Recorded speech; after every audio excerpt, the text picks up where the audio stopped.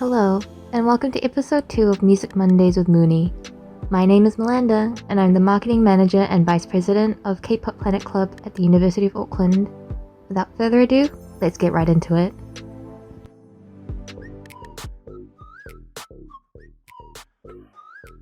By no doubt you'll have heard of the SM Entertainment 23-member mega group NCT. NCT is comprised of subunits U, 127, Dream, Wavy, and more yet to be announced. Short for Neo-Cultural Technology, whatever that means. The first unit debuted in 2016 with singles Without You and The Seventh Sense, which both grabbed the people's attention for these artists' potential. With two new members, Songchan and Shotaro, joining the ranks, the company is set to release a full group album for the second time since NCT 2018's Empathy, which, by the way, the track Touch will always remain a favourite mine, since Envy introduced me to Yuta and his smile. The teaser images feature all members gathered in what looks like a Council of NCT sort of deal as they gaze at the camera, probably checking to see that you've pre-ordered their album and plan to follow their reality series, no doubt. After watching the album teaser, the committee members seem to think we're in for a quote-unquote "yeehaw" concept.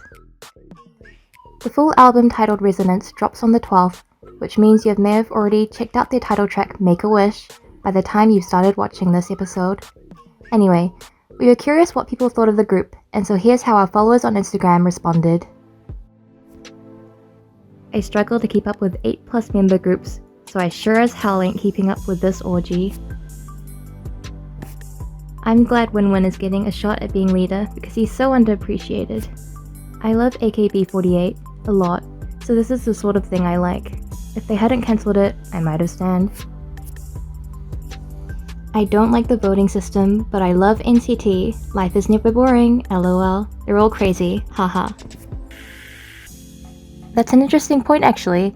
For some who may not know, the concept of NCT was originally inspired by the system in the Japanese idol group AKB48, wherein the artists are separated into subunits that each have their own image and style and perform on a rotational basis. Fans take part in elections which determines which members become the face of the group, as well as who will appear in the group's next track. A large part of the success of an idol group is in how well they can foster a relationship with fans, though the workings of this appear to have its differences between Korean and Japanese idol groups. Though Japan often has members graduating or retiring from a group once they've reached a certain age and new members to be shifted in, this has not worked so smoothly in NCT's case. For example, Mark staying in Dream even after reaching graduation age, which I think was 20? Well, SM also received backlash when they proposed the idea of fans voting on which members appear on their next music video, which frankly, I agree with. It's tough enough competing against other groups. Why do you need even more competition between members? So what do you think?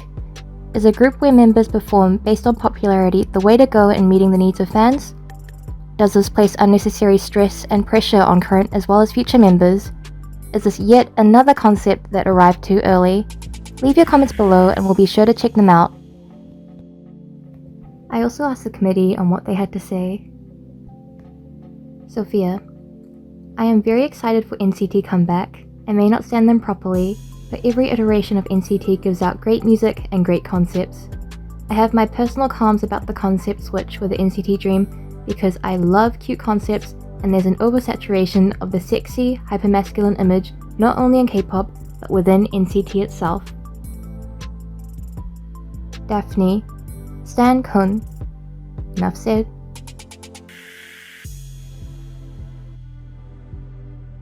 Personally, I've liked quite a few of NCT's tracks. I think there are quite a few that I still play to this day, so like Young and Cherry Bomb, as well as others. Now, I admit I'm not a devout follower of NCT, but I'm with the others and waiting for Resonance to drop, and I'm definitely having a listen when it does. And that concludes this episode of Music Mondays with Mooni. Sorry for the late release, but I hope this was an interesting one. Stay tuned for episode 3. Signing off.